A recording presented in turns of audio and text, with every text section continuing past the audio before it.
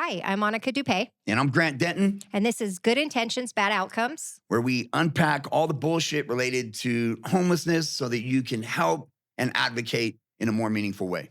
All right, so for our first episode, here's what I want to do. Because if we're going to use this, and the whole gig, like when I got excited about doing this podcast, is just around like conversations that we're always having about what helps and what doesn't help. And I want to start off with some stories of things that we saw when we're out there that like initially sounded like a good idea. And the first one is going to be the propane story. Did I ever tell you the propane story? I don't know, man. I've heard a lot of stories, but yeah.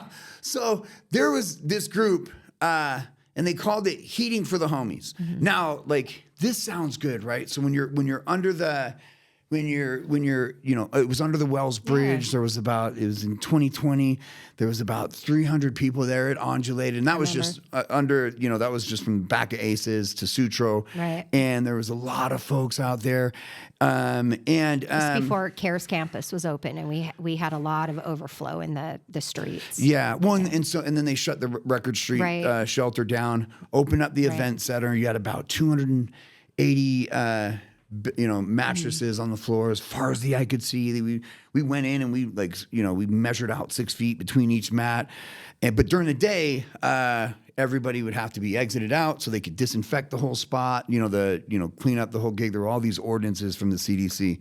But that led, and there was the camping in place ordinance from the CDC where you couldn't move anybody. Right. And there was like an ongoing lawsuit that was undecided about pushing people out of public areas. So we just had a lot of, if people could remember, this was back in 2020 when we had a lot of people a lot of people visually outside, in tents, campgrounds set up. That kind of thing. And then downtown was closed down. Right. And so the only people that were downtown during the day was all the homeless population because they were just pushed out of the event center. So it looked really bad, and it brought awareness to how big of a problem we had. And then right under the Wells Bridge, this camp just kept growing and growing. And it got to about anywhere from 250, sometimes 300 people, depending, because that was just the south side or the north side of the river. And then you had the south side that also had another, 400 people on the banks for a mile down. So it got pretty bad. And that was when I started doing, contracted with One Truckee River around the Portland Loop and started doing outreach over there. And just because I've been homeless before, I wasn't I didn't experience that kind of home. Never lived. I was homeless in Vegas, right? I squatted from house to house. Every once in a while, I would stay in a park. But I didn't set up a tent and stay there and make it my home. I've stayed in places in other people's tents. I've was a roommate in a bit of a shanty town across from Jerry's Nugget. But I never lived like that. I think that's an important distinction to make because when people do think about the homeless, I think and a lot of times think about street homeless, people living in tents, when we have a lot of people that are, at the shelter or they're on the verge, they're on a couch, they don't have their own living situation. But in these terms, we're talking about like people outside in tents, in campsites, and they're basically creating like a home. Yeah. Well, and I'm sure it's out here, but I know that like in Vegas at that time, it was right around 2009, and the market had just crashed. Remember, the market crashed, and all these houses were abandoned. And like back then, when you were homeless, all you would have to do was walk in a neighborhood and see if the front yard was overgrown, and see if there was a shit ton of newspapers on the porch. So like the telltale signs, the signs that somebody's not living there, and the power's usually still on. And so there was a lot of squatting back in those days, and we would you just adopt a house and turn it into a trap house. And if it was the right neighborhood, some neighbors wouldn't even really pay attention. And even if they did complain, like they could, like, who's gonna make the complaint? Right. Who's gonna make the complaint if the bank owns it? Right. And the people that were evicted out of it, or they foreclosed on it. So it was difficult to fuck with us back then. Like you could, and so we would have these. So that's how I experienced homelessness. Like I said, I wasn't like, a couple of times I stayed in these shanty towns, but not often. Not creating a home out in the streets. And basically. I wasn't, and I was, you're in the culture of homelessness, which is, our version, there's a lot of drug use, a lot of mental illness, a lot of drug use. And so like you're in that culture, but it's just a different setting, which kind of makes it a little bit because it's open for everybody. In our trap house, we only let, our dysfunctional, homeless people in. Like, I can only imagine when you started doing this work, the things that you started to recognize and realize at these campgrounds that you kind of really never thought was going on, or never really kind of crossed your mind. Like, I know you were going to tell a story about a propane tank at the campsite, but I never really thought about like people using propane. I know I've seen fires, I've seen smoke, but I guess my mind never really went to where are they getting it? Just I think in most cases, people's minds don't really go around like past that they got the resource. They don't really go past that. Like, what are they going to do with the resource? How are they going to make sure it doesn't hurt themselves or other people? Yeah. So it's interesting how even though you had a lot of experience and perspective from being like homeless by your definition, I can only imagine the things that you've seen or what you're experiencing right now to help people like that are listening to this be smarter about how they're helping the homeless. Well, and it's got to be like, there's got to be a second order thinking, right? There's got to be like what happens next. And then, and that's like overall, we all know, like when you close your eyes and you visualize a homeless person, you ask a bunch of people to do this, they have their version of what a homeless person looks like. And it's usually one version, right? Of like, and so when we try to solve. And that person is dirty, mentally ill, yelling at the sky. Could be, or they could be like a higher functioning guy that's just down on his luck.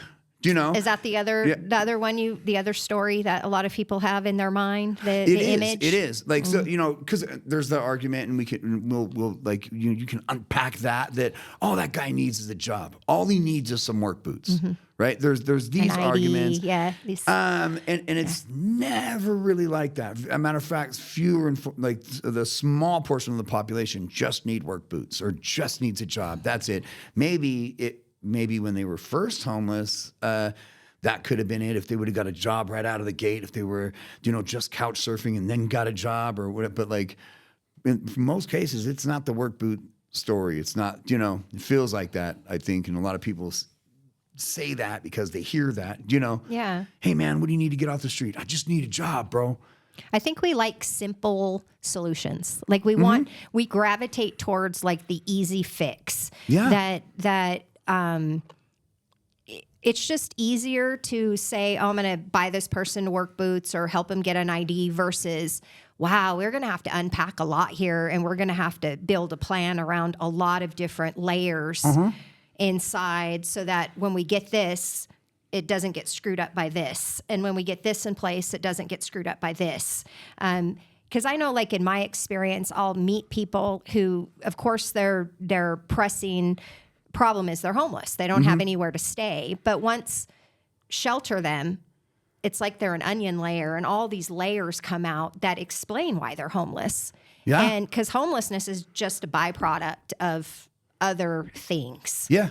So it's we're homeless because it's interesting. And then that's where you get into the individual stories. And that's where lived experience has been interesting to me because in many cases, we have like a trend kind of going on where we're empowering these lived experiences like they're the experts in the field, when really they're just the expert in their success story because homelessness is individual.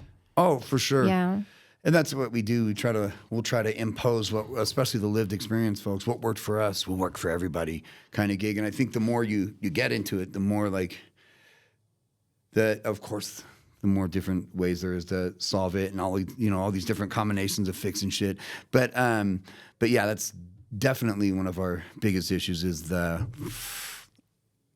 lived experience issue. Like, yeah, but he's lived experience. Yeah, but, I would even go as far to say that, refilling propane tanks and handing them out is probably happening from someone who has lived experience, who that helped them when they were out there. It made some sort of big, significant, meaningful impact in their life when they were out there. And so they're thinking that that's going to be for someone else. And it could be. But what I worry about is like campgrounds burning down from like a improperly filled propane tank or. There's what we want it to be versus what it's going to be, right? So we'll do things because we like believe that this could happen, and to a certain degree, things can happen like that. But in this propane situation, like, and I even when I heard that this group was doing, they call themselves Heating for the Homies, right? Which I think is kind of condescending because what are you implying everybody's like homies? You know what I mean? Like, I think the folks that were doing it weren't even from the streets kind of shit and just assumed that they would connect. Name. Yeah, that they would just connect with these folks. Well, if we call ourselves homies, you know, that was it. Because I mean, it was just, anyways. And so and they would bring first they would bring propane out to folks, and that's cool, right on. But how do you sustain that? And even if you don't sustain it, you brought propane out just for you know, that would last a couple nights. Cool, no problem. But I think then they started to think bigger, right? And so what they would do was and you know, from my perspective, doing outreach, you know, you see the folks that are in the camps, they're like, yeah, bro, dude, someone brought me some propane last night. That's awesome, and that's good for a guy that can you know, run that, you know, that's higher functioning, that can not tip that propane over, that can not like fall asleep and knock that shit over, that can, you know, that can use it properly. Not everybody can, but in this case, then they upped their game up, and it was cool to see like people like, yeah, man, I'm, you know, got to stay warm tonight, and what happened was they bought this big propane tank. And they would come out because the people kept asking, hey, you got any more propane? You got any more propane? They bought a big propane tank. They brought it out to the camp, and they started refilling the propane tanks that they got them. The problem is that some of the people got their own propane tanks, right, that weren't refillable.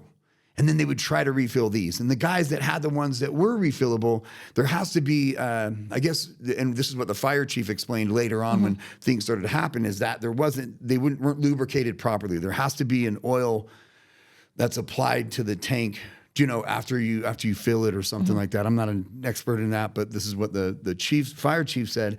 And so a lot of these tanks were being improperly filled, which would result in the side of the propane tank, you know, before the top's here, right? The side of the propane tank would shoot flames out of the side, and it burnt multiple tents down. Like, tents were getting burnt down as a result of these tanks being improperly filled. And that's a perfect example of where, like, something sounds like a great idea, but in action didn't work so well and actually caused a bigger problem for those folks, you know? Right. And there is a level of responsibility that you have by bringing out the propane in the first place. And there's a level of responsibility. So this is where it gets interesting with good intentions, bad outcomes, is that the job is not over.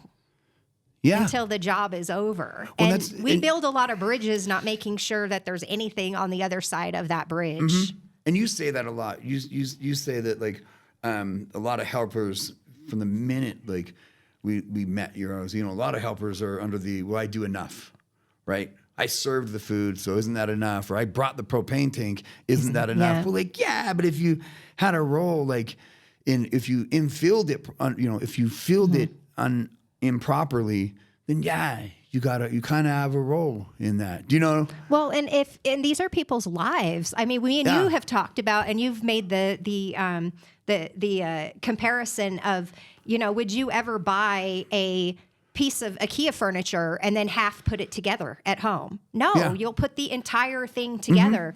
And so walking with someone is a whole job. And it's okay to see a job and go, that job isn't for me, or to see the job and go, man, that job really needs to be done. That's going to be a hard job. I feel for whoever's going to have to do that job, but that's not for me.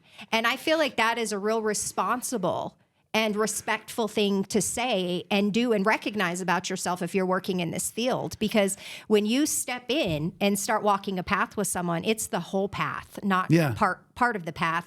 And this is the interesting thing about the people who have all the power, all the authority, and all the resources. They're really the ones that have the influence to change whether we keep working harder or we work smarter collectively together. Yeah, and in that too, I wanted to mention I've told you about it, like the cultural like thing that took place with these propane tanks, right?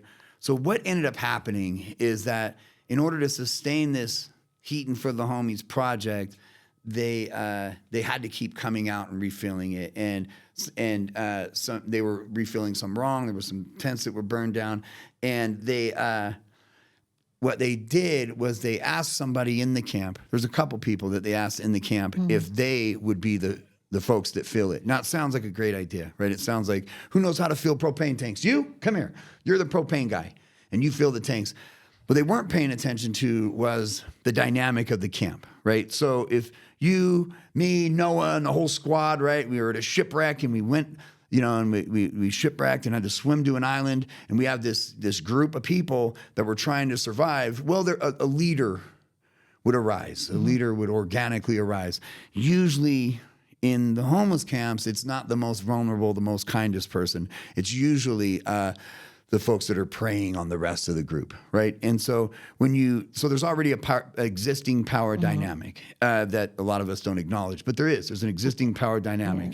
Now, when you take the fire, and you give it to Bill, who's not a leader, right? Bill just knows how to run the propane tank, and you give it to Bill, and Bill now has this power, right? He has the power of fire. Now you got to go to Bill for shit, right? Bill's in charge. So a power dynamic shifts. It's not organic, and Bill ends up trading this propane for goods, for money, for things, for sex, right? Bill, the power dynamic shifts, and now we're causing all kinds of problems, and we're causing all kinds of fights and robberies and stabbings with the intention of doing a good thing. Number one, you're giving Bill a job. That's great, dude. Bill has purpose now, but you just shifted some shit that caused a ripple in this camp. So it's not just fires now. Now there's all this conflict, and a lot of fires in the camp were conflict resolution fires anyways. Right. You fuck with me, homie, I'm burning your shit down. Yeah. And you caused this, what happened there was this ripple that caused such a huge problem. There were fires every night out there, and not just accidental fires, but like conflict resolution fires. So like, that's something as well that we were noticing. Then how do you resolve that? How do you tell the guys, stop the fucking propane, man, stop, This is so fascinating because right now, like even in just the normal world, not the homeless, the normal world, people do not know how to have civil discourse. They do not know how to talk about difficult conversations. They don't know how to debate something controversial to a solution, to an agreed solution. Yeah. So it's really interesting.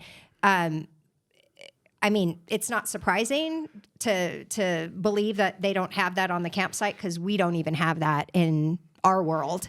And so interesting you bring this up, but this is something that they need help with at campsites and on the ground is how do you deal with the power dynamics? How do you integrate a resource within a group and make sure that resource stays intended the way it was intended? And again, good intention, bad outcome. Somebody came, they thought that by providing the thing, the rest of it would manifest. Yeah. It doesn't. You have to be very intentional. Every single part of this. One of the things I've really learned in this work, you have to dumb it down all the way to the basic of the basic of the basic, because people will hide in those gaps and in those spaces. Most of the people, like when you were talking about, the one person that's going to emerge and dominate the campsite. Yeah. Those aren't the rules. They're usually the exception out there. The guy Bill is usually the rule. So how do you empower Bill to stay empowered in his life when he's being physically dominated by another individual? Because that's the reality of what's happening in the campsites. And and I shouldn't say campsite because you have a supervised campsite. These are just like the unsheltered camps that I'm kind of referring to. Yeah. But this is a space that we need to do work in on ourselves and help, and then transferring it on to folks that are like, even at the CARES campus where we have like 600 people at their lowest point in their life. Yeah, I can see where when we have these environments where the dominating people will emerge, and just knowing that we know that could be an area that we could be trying to improve and help. Yeah, and the question always is too is because you've been in a place where you're like, why, dude, you got to stop doing that. And it's like, well, how else can I help them? What, you don't want them to get help? And it's not like you don't want people to get help, but it's like, if you do this, then you'll have to do this, right? If you do bring the propane out, then you'll have to, if you refill it, then you got to do it. You have to manage it. You have to show up, which takes a lot of time and energy. We know. Or maybe is there another alternative? Can you bring blankets? Can you switch out the old blankets for new blankets? Because the old, like, that's what happens out there is these blankets and these clothes get soiled, and we just keep getting new stuff and new stuff and new stuff, and we create a bigger mess. So if you're going to bring stuff out, dude, bring out blankets, but you got to take the old ones. You got to integrate the other part in, which is like bring out blankets one week, pick up old blankets the next week. Bring out new, it's like there has to be a pattern. This is about habit energy. So a lot of people are in bad habit energy around how they help. So they feel like they're helping, and that likely has to do with therapizing themselves. I've looked deeply into this stuff. Like we do things to help others because it makes us feel good. But if you have experts that are saying to you, look, you're not really moving the needle, and had we worked together collectively in a different kind of a way, we could perhaps move the needle. That's what this whole thing is about right here, is that you and I see opportunities, missed opportunities, where we could collectively be working together in a smarter way that could potentially move the needle, but we're not. And so we're seeing the handouts kind of happening all over town in different places, and then the garbage that's left after. Yeah. And then we're also seeing all the different feedings that take place all over the community, and we don't know if there's any kind of discerning being done on does this person need food, or are they just showing up because there's a line and there's handing out food. And so we could just be doing a lot better and doing some discerning and some assessing and just making sure that that there is a hierarchy of need, and that we're having some sense about how we're handing things out. Yeah, like we work at the shelter, and folks will come because that's where the people are. People are there. Those are the needy people, right? Those are the folks that are in need. And so the people will come, and that's where they set up their banquet tables and stuff. And I remember early on, right when we opened the Safe Camp, it was just tents. Remember? Along the fence there on Line Drive, and the ballpark was still the ballpark. It was still the baseball diamond. You had all the stuff, and so we were waiting for this ballpark to be the construction to be done. They were going to fill, and that takes a long time. It took like a year or so to fill that with enough earth to be able to start building there. But and so what we had to do there was we had to order our food from Catholic Charities, right? These little clamshells, how many people are there, and they would give us a little bit extra for the folks so they could have. And I remember my guy called me. He's like, one of my guys that were working for me. He's like, hey, there's this group out here setting up banquet tables right out in front, and everybody's lining up. And I'm like, you can't do that. Now it sounds like what? Let them get their food. The problem with that is what they're going to do is they're going to eat all that food and not eat the food that came from them. And now we have to throw all that food away. Does that make, and not that they shouldn't get. I remember I got on the phone with a lady. I was like, hey, what's going on? She was like, God, just coming down here serving food. I was like, did you talk to anybody at all? And she was like, well, no, we just know that, people down here want to eat. I'm like, yeah, people everywhere want to eat. You can take your table to Cullen Ranch and people will have your soup. I promise. But we need to know, because we have all this food that's already been ordered coming down, and now we'll have to throw that away.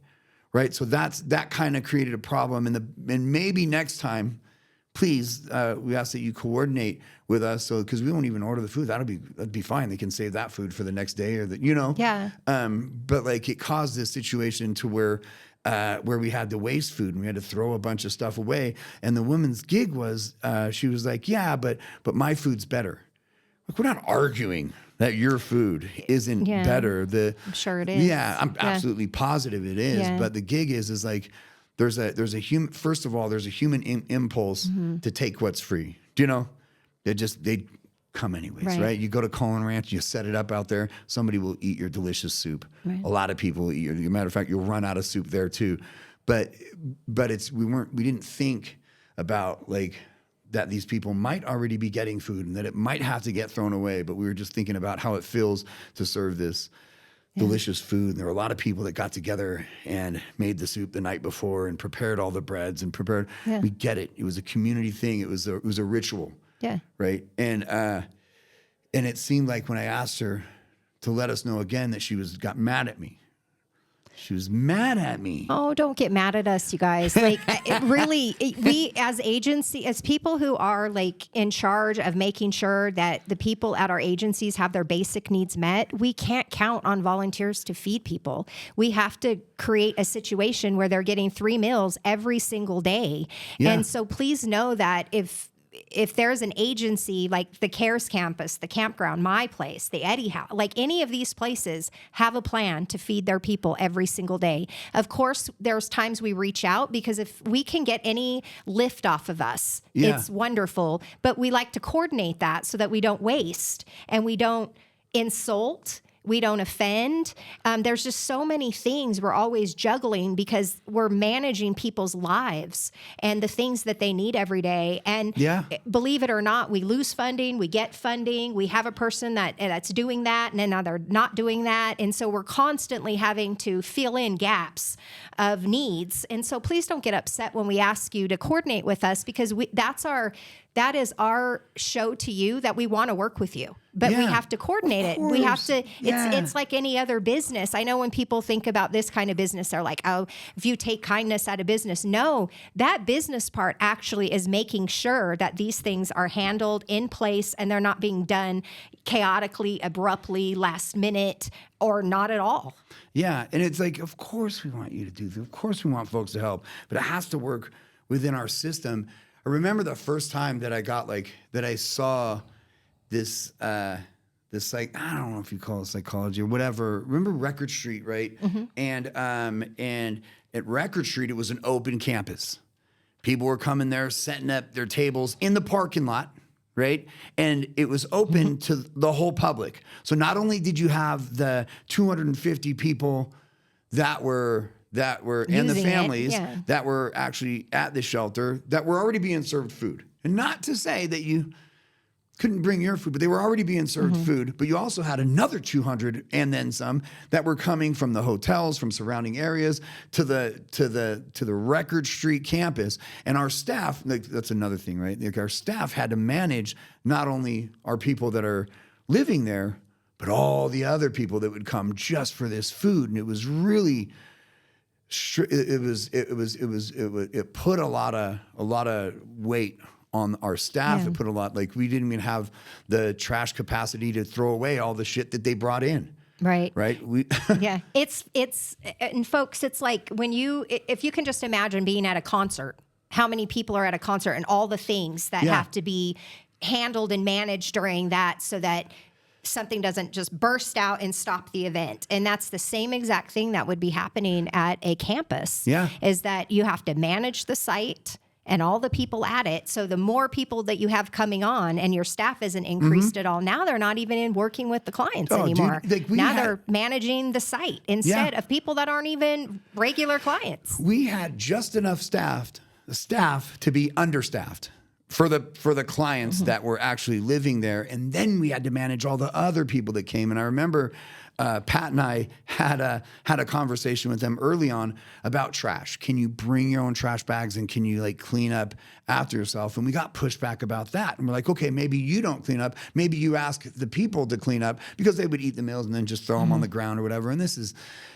part of it's just, some folks, are No, let's talk about this a little bit here because I had an experience with a group of other advocates where they didn't want to have to clean up. They felt like they were doing enough. And I was just thinking about any time that I've rented a park for our agency or done an event, I have to clean up. I have to do those other parts. And also, even when my residents make messes. They clean up their own messes. And so and this is the interesting thing about doing this work. It's been so politicized by the right and the left. Like, depending on who you're talking to, some of the ideas around people shouldn't be responsible for cleaning up their own garbage. Yeah. Like, that is not that a 5-year-old's responsible for cleaning up their own garbage. That was one of the things that I remember Pat and I brought all the leaders of all the food service in. And one of the leaders, like, I gotta say, like the older lady, the old folks that were there, just giving back. They were, some of them were like religious, came from the churches. They were like, oh, well, that makes sense, fair enough. But there was one group that was like, you mean, are you? Let's just unpack this. Are you telling me that you are expecting somebody at the lowest point of their life, and you want us to ask them to pick up their trash afterwards? And we're like, yeah, that would be good. It would be a good ask. I think it would be okay. And they're like, I can't believe, and the woman almost cried because she was like, I can't believe that you would even imply that these people are homeless. They're at the worst point of their lives. I'm like, it doesn't mean they're incapable of cleaning. Matter of fact, that's actually a good thing to be able to learn how to carry your weight and be cognizant of your footprint. But we got pushback to asking the groups to clean up after themselves or have the people clean up after themselves, and it was totally blew me away. Where I was like, wow.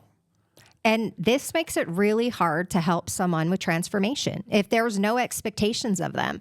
And this is interesting. This pulls in trauma informed versus trauma avoidant. Whereas empowering someone, encouraging them, and letting them know that you believe in them, even when they don't believe in themselves, is where it all starts. Yeah. I know you can pick this garbage up. I've seen you pick trash up before. Yeah. And so that actually starts the needle moving in the right direction versus empowering them to stay where they are, to stay stuck. Yeah. That we can do better for folks. And that's my thing. This is not politicized right or left. If you're working with them, you have to believe in them. Yeah. You have to believe in them, because if you're working with them and you're trauma avoidant, anytime they get upset, anytime they're challenged, anytime they get awkward or uncomfortable, you're going to be racing in there to remove that feeling from them, which means that you'll be doing their work. You'll be removing the consequence. This is interesting. But I think a lot of people confuse trauma avoidance with trauma informed. Yeah. Well, and avoiding any sort of trigger is a disorder in and of itself. The idea is that you move towards these things, but I remember something else happened at that time. You remember, guy dies on a roof, Record Street. I do. I remember. Was that 2019 something? Guy dies on a roof. Yeah. Turns out, and it was cold out, right? Yeah, he wasn't even a client of the shelter. It wasn't even a client of the shelter. Just left the hospital, and it came for one of the food services, but somehow ended up on the roof.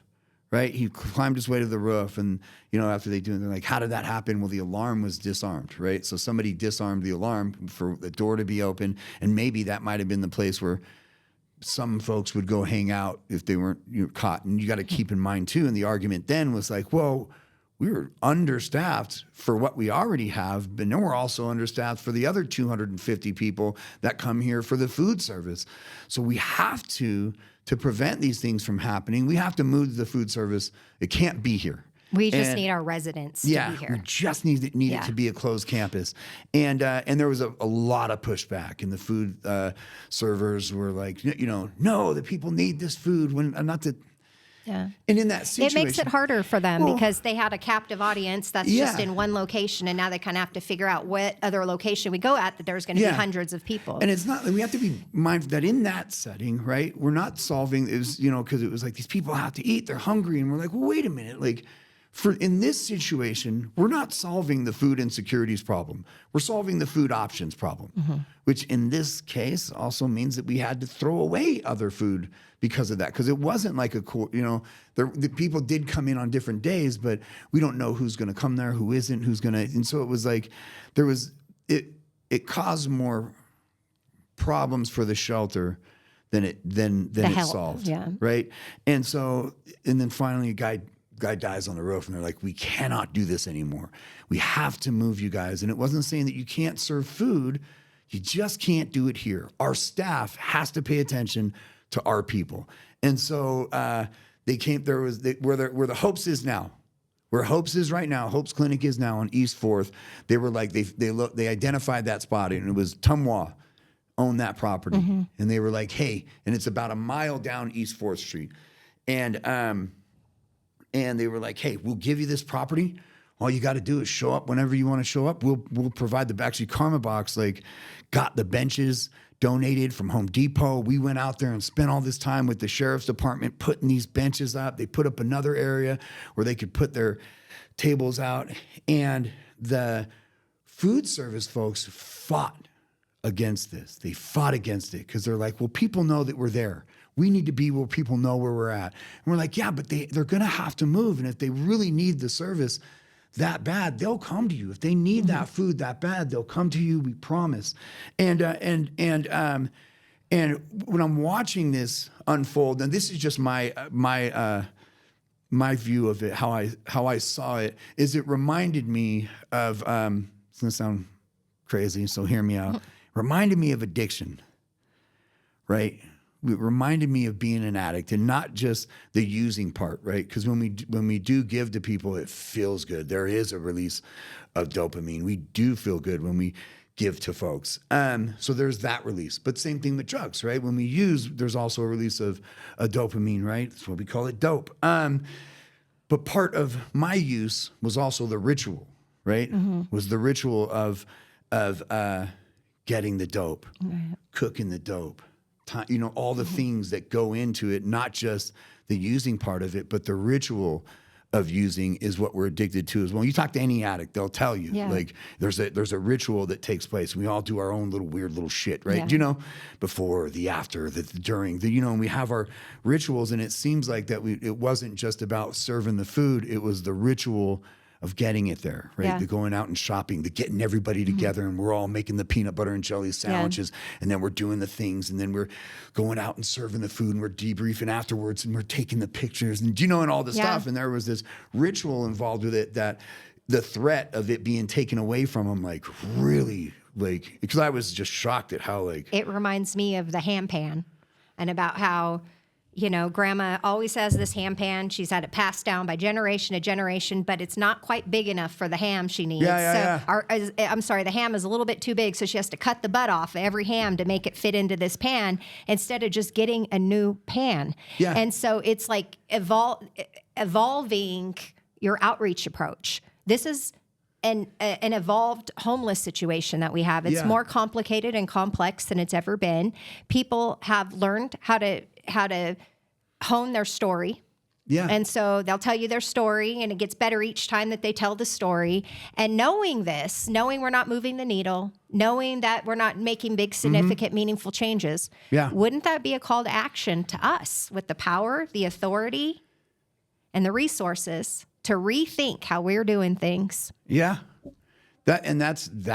was it. I remember I was like thinking that, like, I was just so shocked that they were fighting to stay in this place that it just like, and we already illustrated like the problems. The experts are telling you, dude, that it's not working. We working. Can't support that. Like, even if you brought people that you think could help manage the crowd, right? We don't know if they're trained or not. You know what I'm saying? And but like, even if you brought the people, like, it's still that many more people. And these people that we work with deserve to have competent, qualified people working with them that are contractually obligated, just like any other population. So when a volunteer is asking you, oh, just count on us, we can provide security, or we can be here every day, we have to have all this stuff in contracts. We have to be able to show our boards, show supporters how a plan is working, how it's laid out. We can't just be, oh, yeah, Jane comes down and does that on Mondays, and then what happens when Jane moves all of a sudden, or has a grandkid or something, and now she's not available and that's something I think that we have to work with a lot, but it would be nice if we could start working with these volunteer groups in ways where they're like, you can count on us to be there on these days between these times, and we'll do this full job. And then we could really start going, okay, we got Monday, Tuesday, Wednesday covered by this group. Could we do Thursday, Friday with this other group, do Saturday with this other group, Sunday? Now we're working towards a collective, collaborated approach. What was that gig where I think the helpers were asked to sign something that they would clean up after themselves or something? gosh, there was something that the city was doing back then. I couldn't remember, but the city was asking them to sign something that they would clean up after themselves, and they were like, oh, what? You know, and they wouldn't sign. I can't remember what that was. If you think like that, challenge yourself. I want you to self-reflect. I want you to really think about, where does that feeling sit in you? I do enough. I'm not signing that. They should be grateful for what I do already. Where is that sitting in your body? Where is that sitting in you? And what is that feeling telling you to do? Like, that is a personal thing that's preventing you from being a better version of yourself. Yeah, I struggle with that, and that brings on like the other things, right? And so that's why, okay, well, we're coming close to the end of this gig, but on the second one, I want to unpack some of the advocacy around sweeps. Okay. Around like, should we do them? To should sweep we not, or not to sweep? Yeah, I think it's really important. That's a very complicated conversation. I know. I feel both ways about it, so I can't wait to talk. Oh yeah, and I remember when I was doing outreach with I would ride with the VOA, and they would go with one of the officers. That was like their form of outreach right then. You had one RPD officer, you had one case manager from the VOA, and they would go around to these camps and just make themselves available. Like, hey, you ready? Are you ready? Are you ready? You ready? And most of the time, you know, when you're like, are you ready? Yeah. You know, nobody's going to be like, what now? Yeah. Let me just grab my shit, right? Yeah. No, like this. But there was this. Oh, you got to do. You don't know what to do. You got to do something. Yeah, and I remember like back in those days, they would sweep like when it became such a big problem, right? Mm-hmm. When there's too many police calls, garbage, too many dangerous. fire calls, Yeah. like when it became such a big problem that the city's finally like, you know, yeah. And then they send them in, but the way that it was done was a little bit outrageous and was a little bit heavy.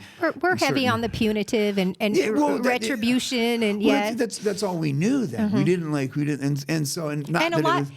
And a lot of people who are in positions to do that work were conditioned. They were younger with discipline. So that's the first thing they'll go out and try to use is the discipline. Yeah. Now, you know, and so not that it's an excuse for treating anybody like shit, but that was like just what it was, mm-hmm. man. And it's not okay.